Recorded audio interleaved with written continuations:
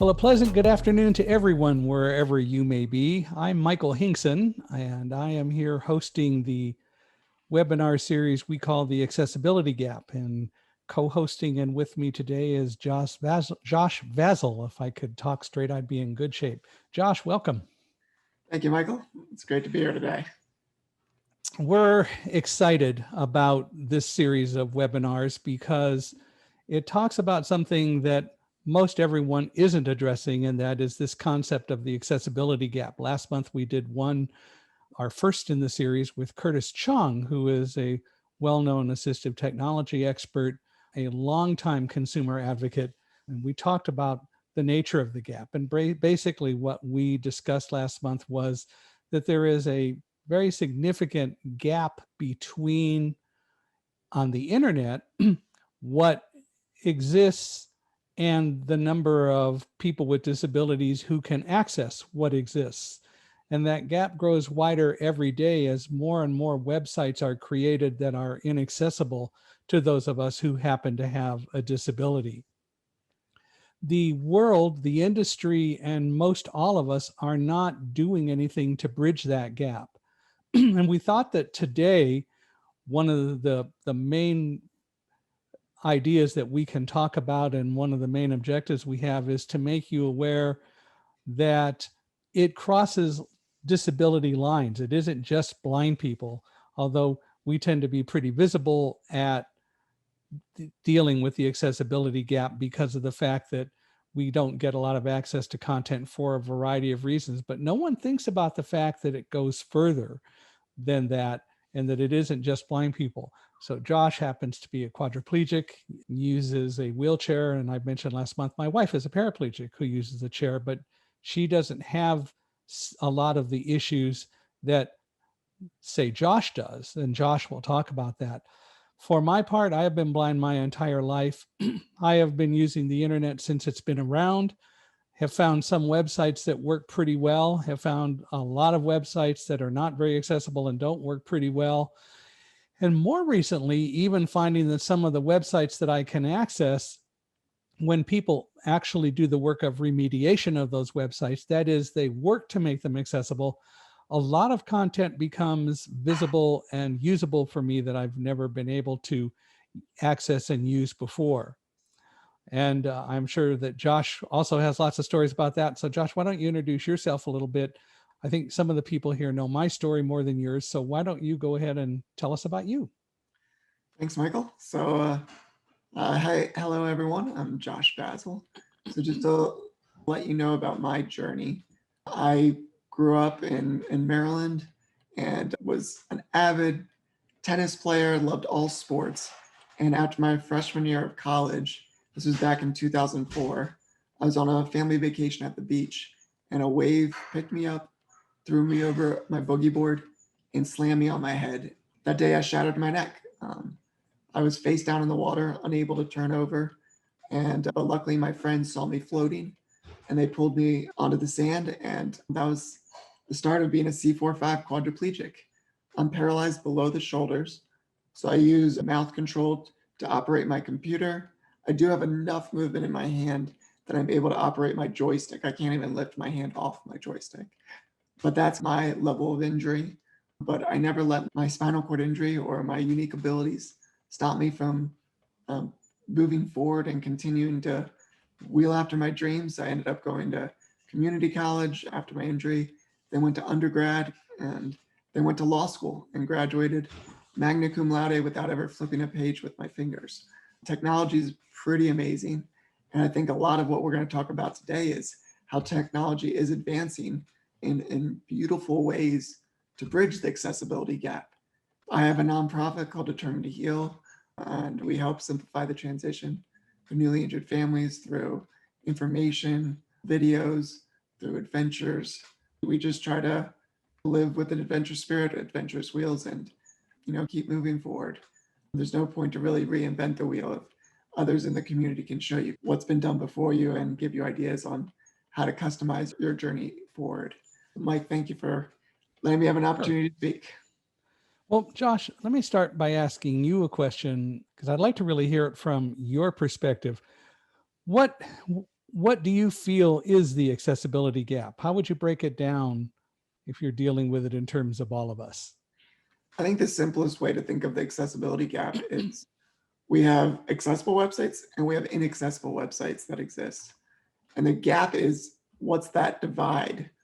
How is it growing? Is the gap coming closer together? Are you getting to put more inaccessible websites, or are there getting to be more accessible websites at any given moment? And unfortunately, the gap is growing in the opposite direction. Every single day, every single second, there's more inaccessible websites being launched than accessible ones. And it's not the direction we should be moving in. It's unfortunate, but so much of it is because so much of the content management systems that exist out there make it so darn easy to build websites no longer with manual coders that know how to build it right from the beginning. And right now, it's just anybody can go and plug in and pull over and build a website with a click of a button and not actually put in the accessible elements needed for people to explore, understand what's in front of them, and be able to really truly experience a web page as any person without a disability is experiencing it. Let me add to that. The gap is not only in the actual fact that websites are inaccessible and the number and to some degree the percentage of websites that are inaccessible is growing. But we have another gap, which is really what leads to the title of today's webinar, which is Different Disabilities, Same Goal. The fact is that while people are making their websites, and it, as Josh said, is becoming easier and easier to do, what we're not seeing is any major effort on any level to make business owners who make websites more aware of the need for accessibility. And we're not seeing those who really should be involved in addressing the issue, we're not seeing them increase awareness. Programmers aren't learning about access. The schools aren't training coders and programmers about access. The content management systems, the website creation systems, especially the ones that make it easy, like a WordPress or Site Builder and any number of other systems that are out there, they're not mandating access and they're not incorporating access right from the outset. And the reason is because of the real gap that exists, the awareness gap. Um, there's not much of anything being done to address this whole concept of awareness. And that is what we really need to do. I don't think, and I'm sure Josh, you would agree, and I want to hear you what you say about it, but I don't think that anybody really is malicious and they're ignoring making websites accessible. They just don't know, don't you think? Yes and no. I think there's many different sides of the coin of why people don't make their websites accessible. One is definitely an awareness issue. Before my injury, I really didn't know anybody with a significant disability. And my injury gave me a new perspective, a new way of experiencing the world, for me, a new way of seeing the world, and so many different things that I never knew or was concerned about. But a lot of the times it's, as you're building a website, so much of the business world look at it like it costs me, $100, $200 to build a website, and to make it accessible, it might cost me 10 times that amount or even more. And they make decisions on money, which, in respects, it's, if it could be done right from the beginning, you wouldn't have that issue. Or if you rely on other types of solutions, that you can get it done in a much more financially feasible manner. But I think that so much of it, like you said, is basically not knowing, not being aware. But I think there's definitely a lot of different factors that contribute to why the internet is not accessible. But I think that the majority of people, if they understood things like 20% of all people, or one out of every five persons in the world, has a disability, and most of them can't utilize the web the way the other 4 out of 5 can. if people who are creating websites understood that 1 out of 5 people aren't able to take advantage of their websites and thus do business with them, they would be, even if it's just a financial motivation, want to make websites accessible. But it still goes back to that level of awareness that they don't know that, and they don't know about accessibility. Most people don't.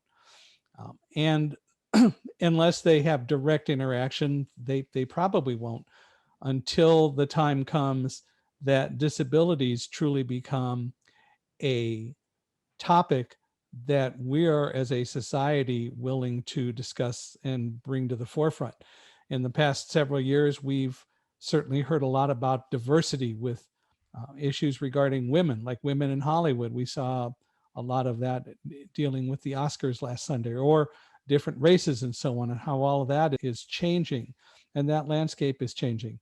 But the landscape for persons with disabilities still is not, because the mainstream of society has yet to decide to make its mindset inclusive, that to bring all of us in. For whatever reason, it still is that way. And I think that's something that we need to deal with.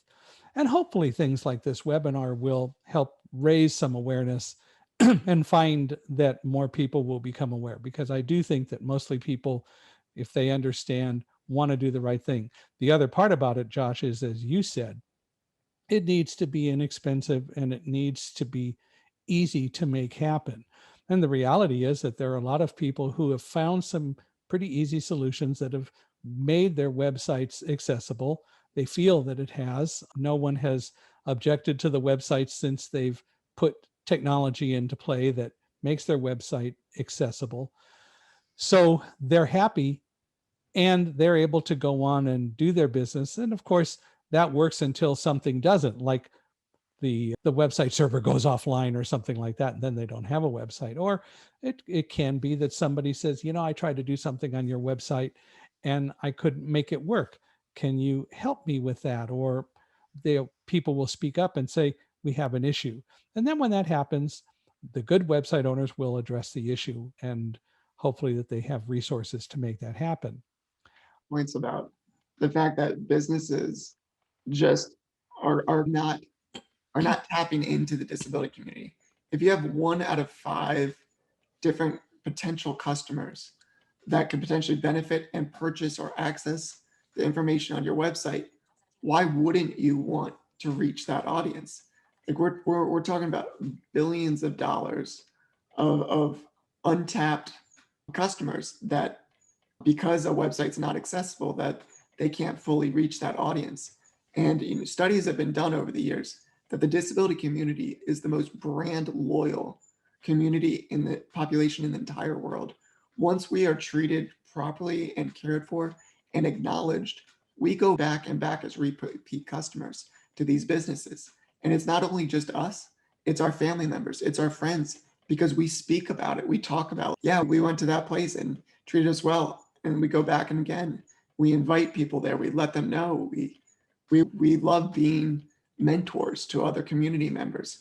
So tell me, why is there such strong brand loyalty when that happens? Because if you look, there's 350 million websites in the United States, or that's tapped in within the United States, but yet less than 2% of those websites are accessible. So just thinking about just businesses in general, when you only have a select few of businesses that truly speak and serve a community, you remember those and you go back to those, because that's where you're going to get the best experience. You're going to get an experience with less struggles, less frustration. It's just going to be easier. And that's what customers want. And that's what persons with disabilities want. That's what anybody wants.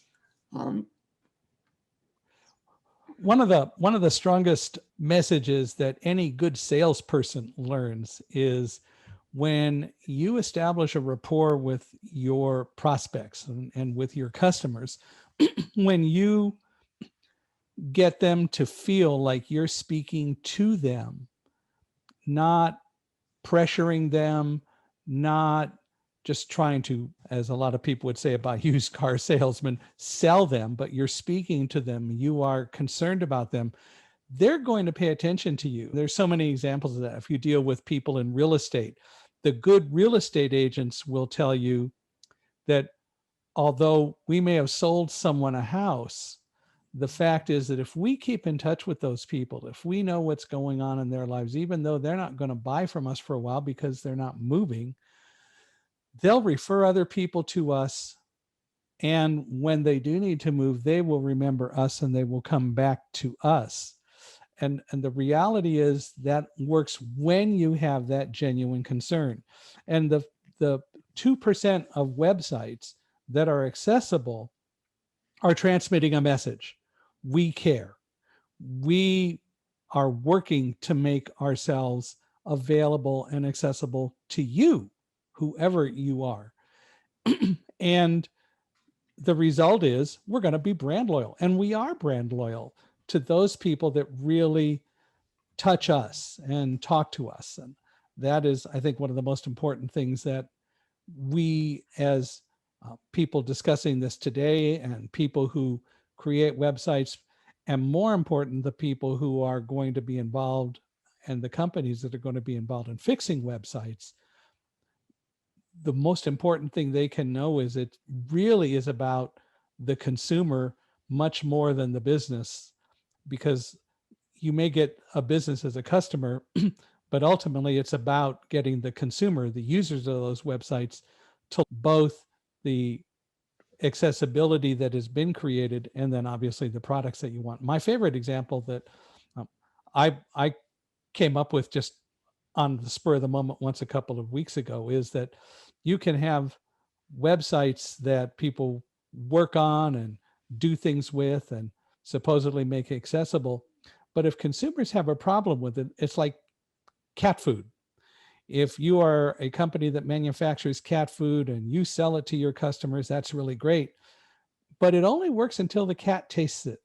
And if the cat doesn't like the taste of it, and if that tends to be a general consensus, you've got a problem somewhere. And until you please the cats, nothing's going to work. You know what I'm saying? Absolutely. So I think so much of having an accessible website just talks to like you said, about caring, about respecting, about just inviting someone to have a seat at the table, or to really open the door enough to let somebody in that might be peeking in because it's not fully accessible. And, in order to truly experience a website, you need to experience all four corners of it. You need to experience all of the pages.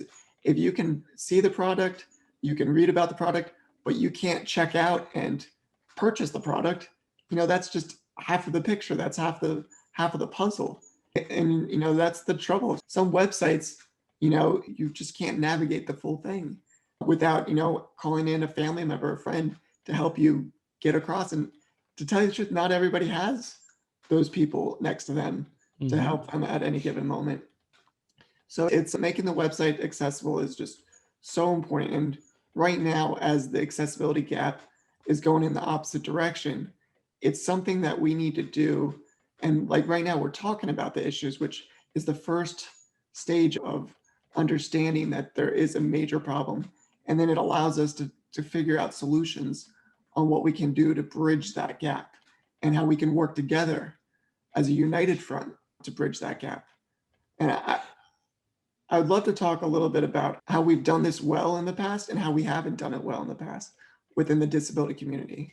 I don't know if that's Sure. But before we do, can you maybe give us a couple of stories of your own experiences, or what you've experienced or seen about people who have had real accessibility gap problems in your community? And then I'll tell a couple also. Well, so too often, the way that I've seen this, experienced it, and just witnessed it from the history lessons of diving deeper into the law, into kind of the past, is that the disability community has always, or for the most part, been an afterthought.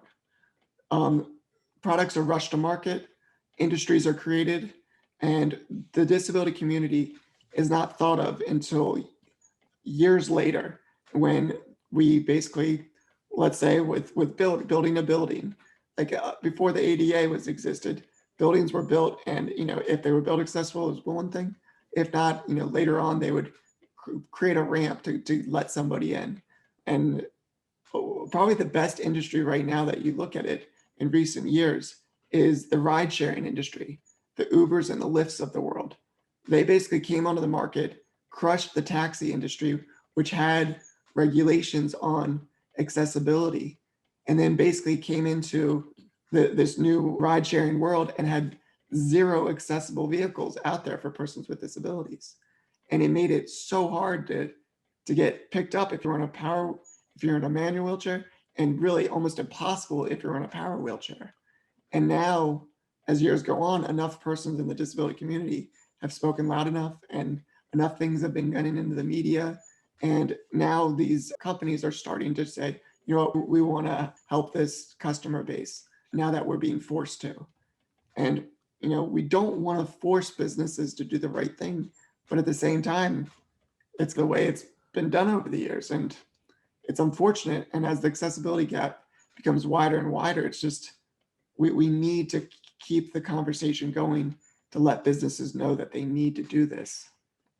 Yeah, that's a good point. And continuing with the rideshare example, I was one of the plaintiffs in a lawsuit a few years ago against Uber, because Uber wasn't dealing at all with the issue of blind people with guide dogs traveling in Uber vehicles. Drivers would show up, discover it was a blind person with a guide dog, and drive off. And we didn't even know that they were driving off. Or if we did know, because they said, I'm not taking you because you have a dog and I'm not putting any dogs in my car. And they would drive off. Uber's response was, even at the beginning of the litigation, well, we don't have any responsibility in that because all we're doing is matching drivers and passengers. So we're not involved in that. Well, yes, they are. They're contract employees. The Uber drivers were not letting blind people in with guide dogs, and the Americans with Disabilities Act specifically addressed that kind of a concept. So it took a lawsuit. And even now, with the lawsuit that was finally settled, there are countless cases of drivers with Uber and some with Lyft as well that continue to not accept blind people, even though, especially with Lyft, there's been a fair amount of training. I just read a situation last week where a woman, after the lawsuit, had over 18 or 20 different examples of where Uber drivers would refuse to take her, would send the information to Uber, didn't get very many positive results, filed a case, it went to arbitration, and she got over $1 million because Uber wasn't doing what it was supposed to do. So there's still a lot of resistance in the industry saying, you're not going to force us to do something that we don't want to do. And the reality is it shouldn't have to be that way, because there's no magic about a blind person and a guide dog that is well behaved going on any or in any Uber vehicle. And that is just as true with the internet. My example that comes to mind is when Target refused to deal with the internet and making their website accessible for blind people back in the early 2000s. And it took a lawsuit filed by the National Federation of the Blind and an $8 million settlement to get Target to finally address the issue. It wouldn't have cost anywhere near that for Target just to go off and make the website accessible, but they weren't going to be forced. And that's unfortunate, because they were missing up to 1 out of 5 persons in the United States or in the world, if they're worldwide, being able to use the website. And I don't know whether Target has addressed the issue for all disabilities. And I think that's a very relevant point for us to deal with. Your website isn't accessible unless it's really dealing with all disabilities. It isn't just being blind. It isn't just dealing with what a person in a chair, a quadriplegic, has to deal with. Take a person with epilepsy, and they go to your website and start to see a lot of different blinking elements on the site. That can invoke seizures. It's just as pertinent. even persons who are deaf or are hard of hearing, oftentimes without having good captioning and without videos being captioned, can be a problem. For blind people, those same videos without audio descriptions of the videos, that can be a problem. There's a lot to accessibility, and it is something that we all do need to address. Well, it's the unique functionality that you're saying of almost, for each person with a disability, we're experiencing a website differently based on our unique abilities. I find it amazing that, we have AI solutions now that can create profiles based on your functionality where you go to a website where if you have epilepsy, you can click a button and it can turn off, GIFs and other types of blinking lights, or if you have a cognitive disability, it can make that information that's on the page easier to absorb. Or if you have a quadriplegic, you can use keyboard navigation to be able to get through all the drop downs and get through all the different parts of the page. And for the blind community, it has so many different integrations with JAWS and screen readers and other things of the sort. The biggest thing that, we have the ability now through technology to have a united front on how we can come together to make websites accessible. Too often, if you look in the history, and just I see it, I live outside Washington, D.C., and when I go to Capitol Hill to advocate, it's always every unique disability group advocating for themselves and having a fight with legislators, please help us.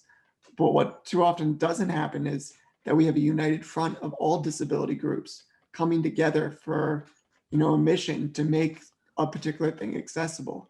And I think that's what we need to change with the internet. Like, we are going in the wrong direction when it comes to the widening gap.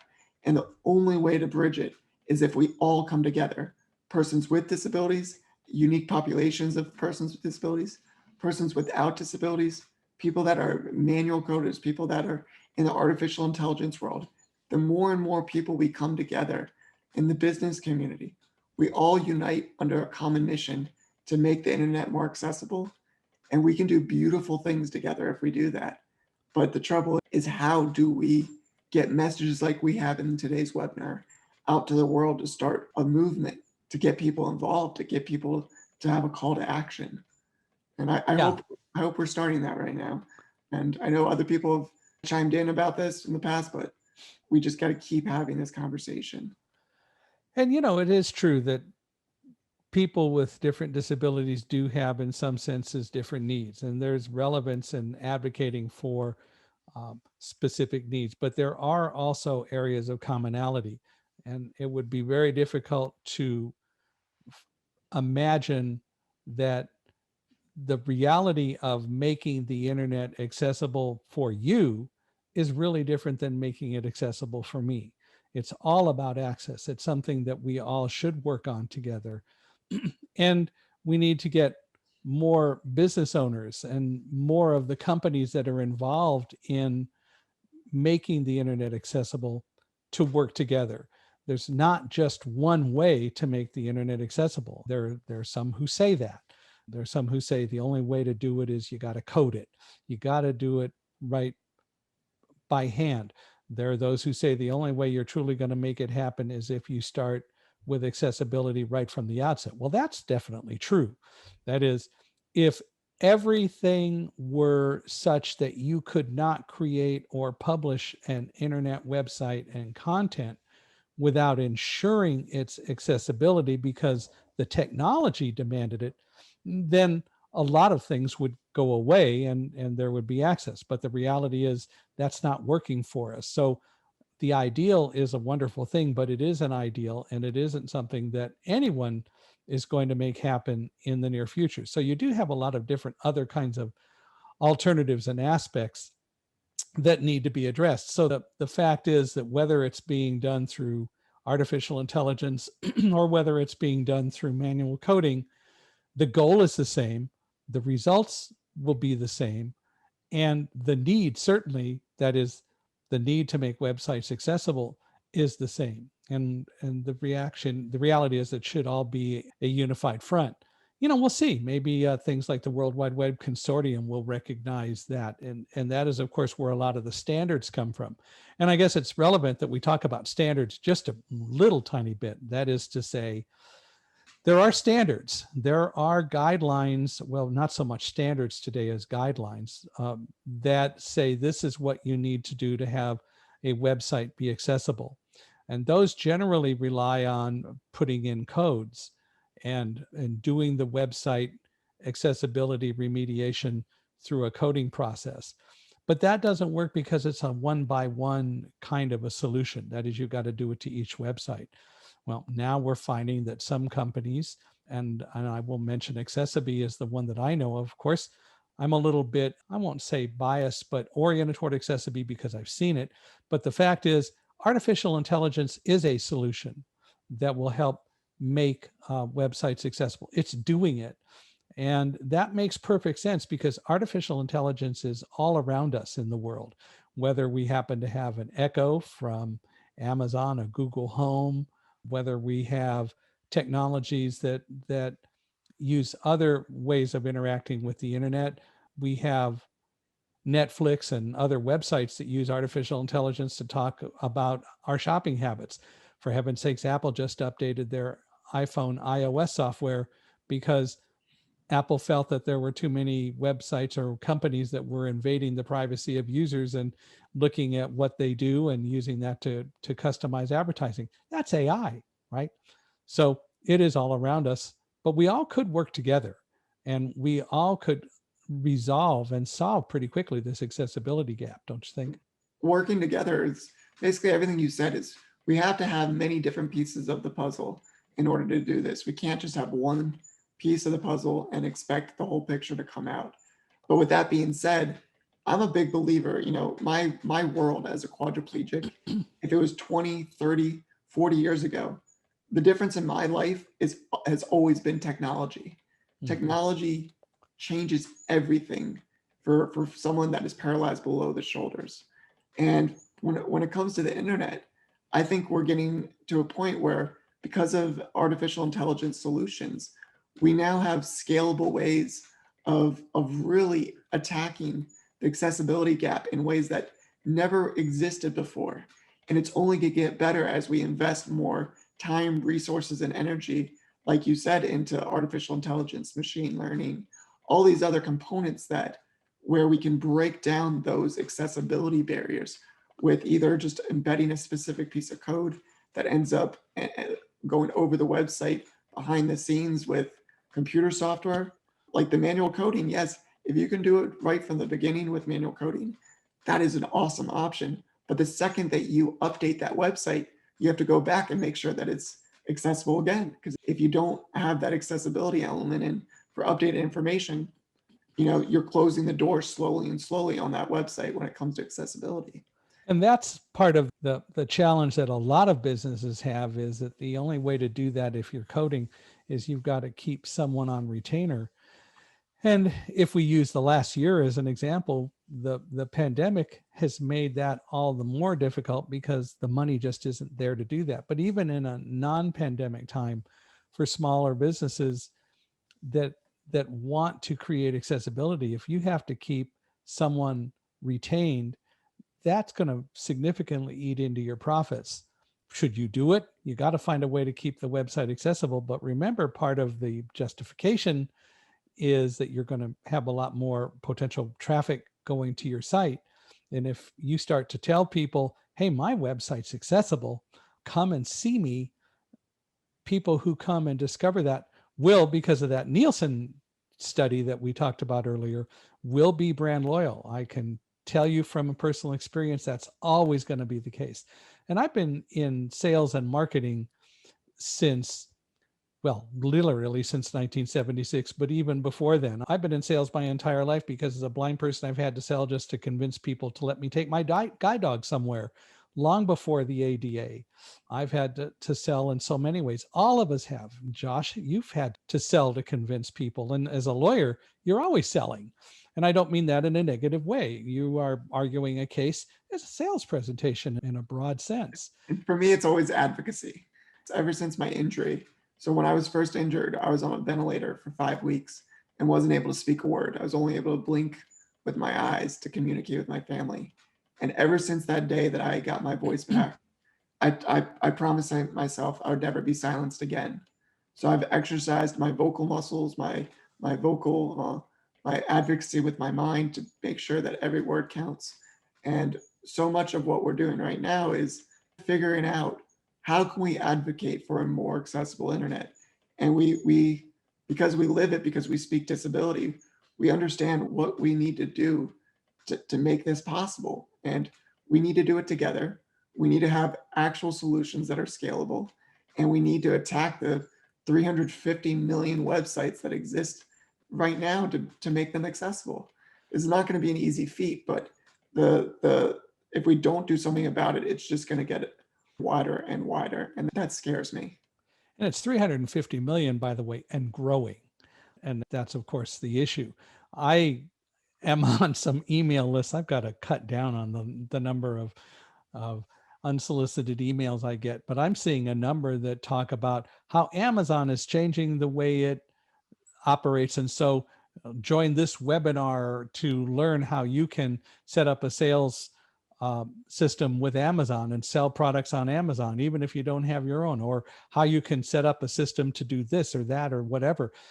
All of those are websites.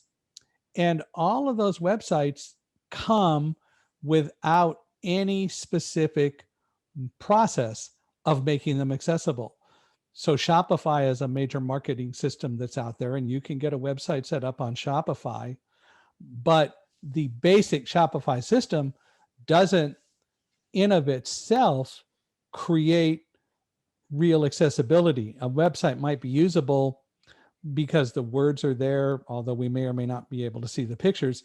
One of the interesting things about Shopify, having looked at it from the viewpoint of accessiBe, is that there is someone who has put something up that says that if you have a Shopify website, here's how you can put accessiBe on it. Whether it's accessiBe or something else, the bottom line is we mostly aren't paying attention to it still, and that's the gap, and it's going to continue to grow. Well, I think that this year alone with the pandemic just shows how much we rely on the internet to access the world. We've all been stuck in our homes for so long. Can you imagine? I know you go to persons with disabilities. Let's say everybody that doesn't have a disability, and you gave them the problems that we faced with internet accessibility. There would be outrage. People would be so mad that they couldn't access the world. And the fact is that we've had to live this year with a lot of this inaccessibility, and it's getting wider. I think the pandemic is one of those moments in time that it's going to push persons with disabilities to realize that if we don't do something now, we're going to, I want to say too late, because I think as technology advances, more and more breakthroughs can happen, but this is the time to do something about it. Research in Motion was a company that invented the BlackBerry, and I don't know how familiar you are with the BlackBerry, but there was one night when their servers dropped and people went 12 hours without being able to use their BlackBerries. And I heard and read reports about how people panicked. They couldn't get anything done. And it was a night, by the way, here in the US. Some people committed suicide over it. A lot of people were very stressed because their access to the world as they viewed it was gone. And it can happen in so many ways. For us, the access is gone a lot most of the time. And what we're saying is, let us be part of the solution. Let us be invited to the party, and let us have access. We want to help you make it happen. We're not trying to abuse anyone, but no one should resist the concept of trying to bridge the gap. Absolutely. And so right now we're about 45 minutes into I was just looking at that webinar, too. and I would love for our participants, the people at our party, our webinar party, to ask any question so we can keep these conversations going. So please go to the chat and let us know your questions, and we can. So guys, we already have a few questions that we can definitely attend to. Let me just, before you start, We started about 3 minutes late, so we'll go until, well, I'm on the West Coast and Josh is on the East Coast. So we'll go to 1:03 or 4:03, or where Gil is, it's later than that. Go ahead, Gil. Yeah, we'll start And and thank you, say and thank you for being here, Gil, and for staying awake for us. for sure, for sure. It's my pleasure. So we'll start and say that because there were a few people who were asking if we're gonna publish this or archive these recordings. So we'll definitely do using our social assets. Yeah. So the first question we got from the audience, is there a cookbook that defines the necessary accessible elements for a variety of categorical disabilities?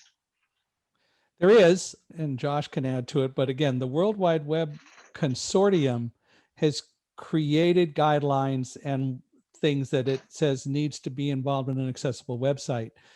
I want to, though, say that those standards don't guarantee accessibility. That is to say, accessibility goes beyond whatever guidelines that are created to talk about how to code a website, how artificial intelligence can make a website accessible. The fact is, a website is accessible if ultimately it is fully functional and usable. And so one of the examples I would give is I have a website, and I think I gave this example last time, but it's worth repeating. My website was updated earlier, well, late last year now, actually in August or September.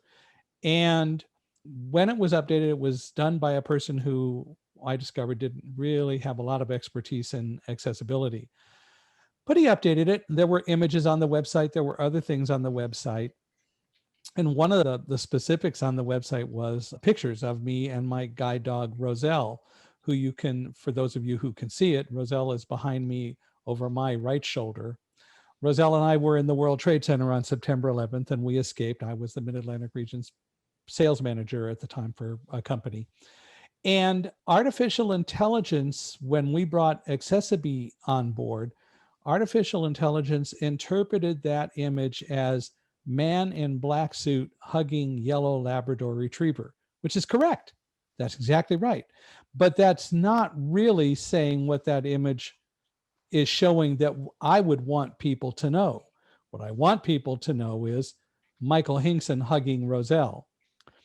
And the process will continue to improve, but the standards would have said that the alt tags were put in and the image was described, even though it's not what I would want it to be. So there are standards, and Josh, if you want to talk about that, but I'm just saying it does go beyond the standard as well. So I think you answered that very well, Michael. Great. So Michael, Okay. you talked about the person who created your website, and this is a great segue for the next question. Who do you think should be responsible of the accessibility of the website? Is it the website owner or the person or the agencies that's creating the website? And how can you know if your website is accessible or not? In my opinion, I firmly believe we all need to be accountable. If you're a website owner, if you run an organization, if you run a business, you need to understand all of your consumers and you need to serve all of your consumers. So at any given moment, you're always thinking about all these different demographics that you're serving. And if you end up forgetting one of those demographics, you're losing out. And I think the responsibility has to be on those that can be held accountable with the decision makers. And, as a decision maker, you need to take that extra time to dive deeper into making sure that your business is reaching the max number of people. And so that's my opinion to that, Gil. Yeah, I think ultimately speaking, if you're going to do an ultimately speaking, it would be the website owner. That is, they're responsible for their website, and they should be obligated to make sure that their website is accessible. So I think in one sense, they're responsible. But I am also with Josh, we're all part of the solution. So when we discover websites, we should contact the owner. And I want to comment on that statement in just a second, but we should contact the owner and say, your website is not accessible. The reality is a lot of us who have disabilities, who are in the community of persons with disabilities, we know enough to suggest places to go or what you need to do. We can introduce website owners, and I think that they should be responsible for making the website accessible, but we can help with that. Good point there, Michael. Go ahead. It's not just the accountability of the website owner, but us as a community to have that conversation to let them know when it's not. Because it's just, I was on a friend's website the other day and I saw a few broken videos. Until he or she knew that those videos were broken, it was going to go undiscovered until that owner stumbled upon it themselves. So I think having that discussion about accessibility, brings accessibility to light, and people start making it a point to do it. I absolutely agree. And I think that the companies that are involved in website access need to, and making websites accessible, need to be part of the solution in a general way. And certainly different companies are going to promote their products, but I think they should also provide people with just general conceptual articles, general conversations, discussions about accessibility. And yes, we all promote our own products, but there are a lot of colleges and universities in the United States, for example, and in most countries, and we compete for students in our colleges and universities. But what we don't see is, by and large, colleges and universities saying, well, anybody that goes to this kind of school is really going to a scumbag organization. Maybe they do it and I haven't seen it, but the reality is that colleges and universities promote their programs, but they generally tend to do it in a positive way. And they don't deny the fact that if somebody goes to another school, unless it truly demonstrates that it's not a good school for all sorts of reasons that we don't need to go into here, but unless they demonstrate that, then the fact is we all need a college education. And the first thing colleges and universities will tell you is you need a college education, which is of course what they're promoting. And they'll say, even if you don't go to Harvard, but you go to the University of Southern California, that's a good school. And so, sorry, we didn't get you. We think that we're better, but you went there, you're still getting a college education, and that's important. Moving forward thank you so much for that. Moving forward to the next question, can you provide some examples of website in the 2% who are doing this well? Gil or Josh, do you want to, or? I think, yeah, I'd like to see how. Okay. I'm going to send people to the accessiBe website because there are a list of sites that they use or that they have remediated, and you can go there and see them. I'll name a few: Oreo.com, which is the company that makes Oreos. Energizer, the battery company. I learned last week that the Los Angeles Lakers store, lakerstore.com, is accessible. You can go to any of the consumer organizations like the National Federation of the Blind. They have not used accessiBe, but they have made their website accessible to a good degree, although there is more work that can be done to do that. There are a number of sites that are out there. By the way, if you want to know, and I think you asked this, Gil, if you want to know if a website's accessible, you can go to accessiBe.com, www.accessiBe.com, where you will also see something mentioned called ACE.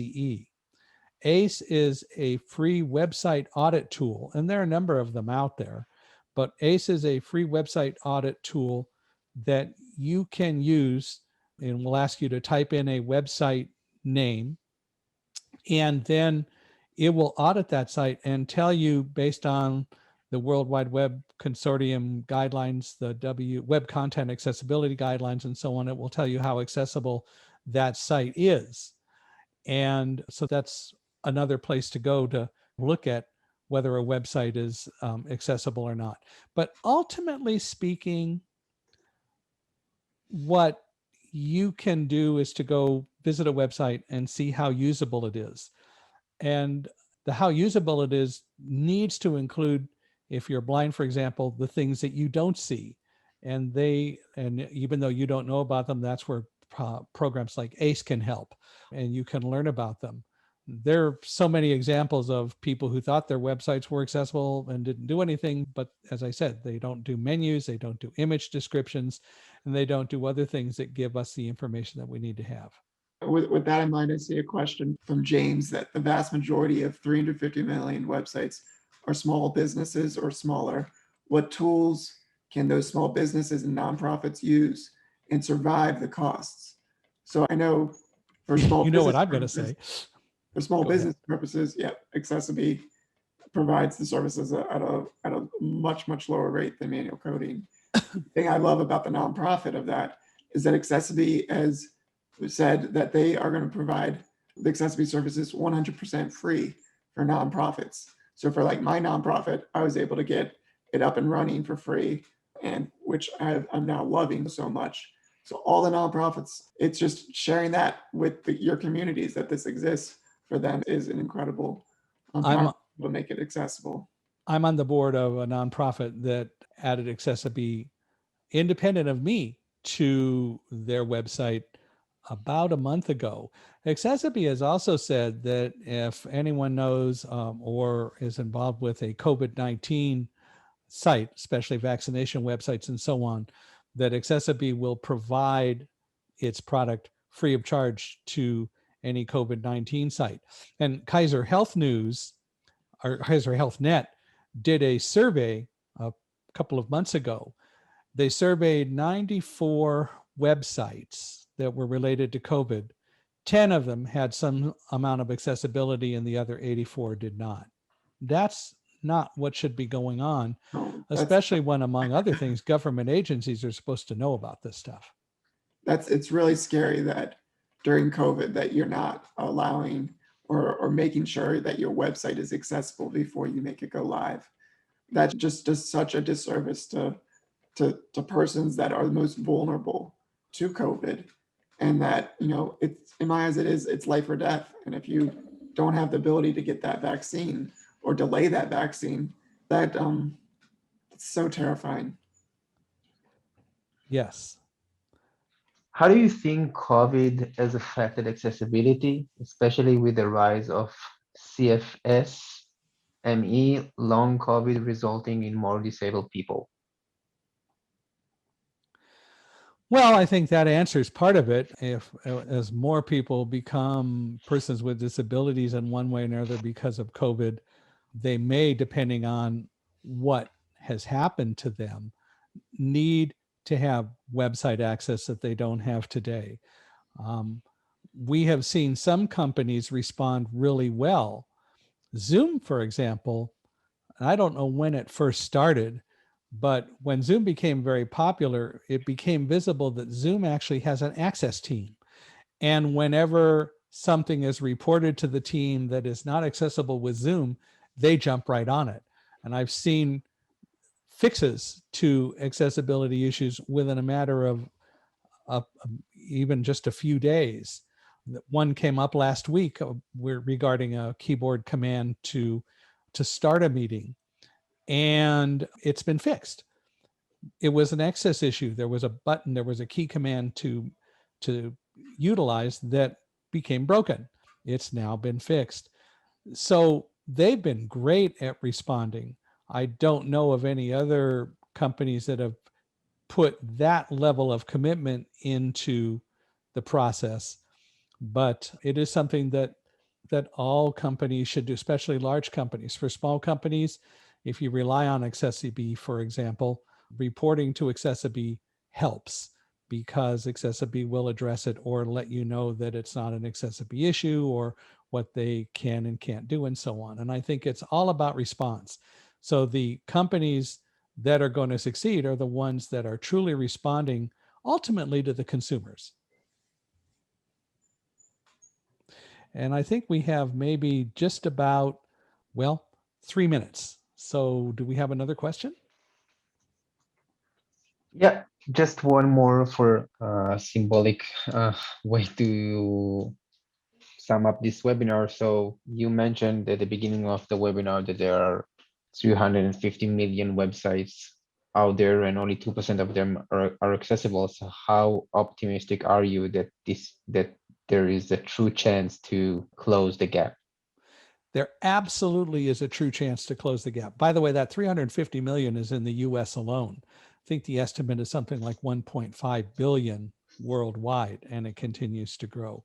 And I want Josh to answer as well, but absolutely there are ways and there is a chance to bridge the gap. accessiBe says that they want to work toward getting the internet completely accessible by 2025. Great goal. And I believe that the commitment of the company is genuinely to make that happen. I know that there are many other people not related to accessiBe who also want to make the internet accessible. And the fact that there are people who want to do it in and of itself means there's a chance. So we just need to find ways to work together and collectively make our voice a much stronger voice. Just investing energy and time into scalable solutions. And the reason why I emphasize scalable is because the gap is so darn large. If you go in and expect to bridge that gap just manually, we don't have enough skilled people that know how to do this. And the ones that can do it are incredible at what they do, but there's just not enough of them. There's not a big enough army. But from a scalable solution with technology, having the software be your army just makes it that much easier to bridge that gap. So I'm really investing my heart, energy, and time and ability to advocate for continuing to strengthen the AI solutions that we have, and they will get better and better as time goes on, which excites me so much. Josh, I want to thank you very much for being part of our discussion today on the accessibility gap, bridging the gap, and different disabilities, same goal, because I think we've demonstrated as vividly as we can, it is the same goal, and that we all can work together to find a solution. We just need to have the commitment and the drive to do it. We will be holding more of these webinars, and we will make sure everyone is aware of it. If you have more questions or want to communicate, you're welcome to email me. I'm easy to reach. It's michaelhi@accessiBe.com, michaelhi@accessiBe.com. You can also go to my website and reach me through that, michaelhingson.com, or you can go to accessiBe and send emails through the contact process there, and they'll reach. We do want to hear from you. If you have ideas for future webinars, if you have some topics that you think we should cover, please reach out. Love to hear your thoughts. We want you to enjoy these, and we want you to learn from them. And we also want to learn from you. So it is a two-way street. So I want to thank you all for being here and helping us bridge the accessibility gap.